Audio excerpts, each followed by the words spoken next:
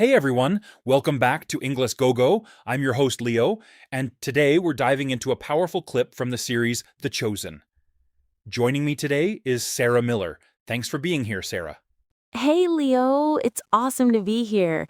I'm a huge fan of the show, and this specific scene is just, wow, it really makes you think. It really does. In this scene, Jesus is answering a rabbi about what the Messiah's kingdom will look like. But instead of talking about political power, he tells a story about judgment.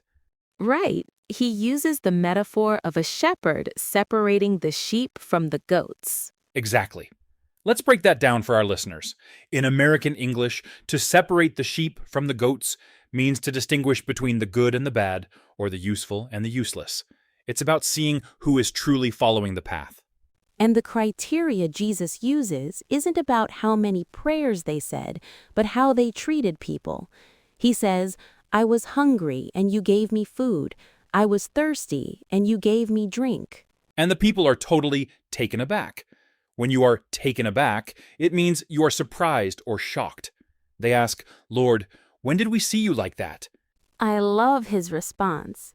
He says, whatever you did for one of the least of these brothers and sisters of mine, you did for me.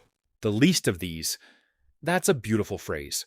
In this context, it refers to the most vulnerable or marginalized people in society, the ones who are often ignored or invisible to others. It's such a challenge to our worldview. A worldview is the way you see and understand the world. Jesus is saying the king isn't found on a golden throne, but in the face of a hungry person or a stranger. Spot on. He mentions being a stranger. In modern English, we use stranger for anyone we don't know. But here it also carries the weight of someone who is an outsider or a foreigner who needs a place to stay. It's a call to action.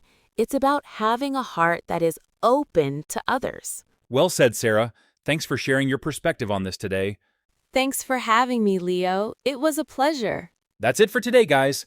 Don't forget to check the description below. I've put some keywords and expressions there so you can practice. Catch you next time.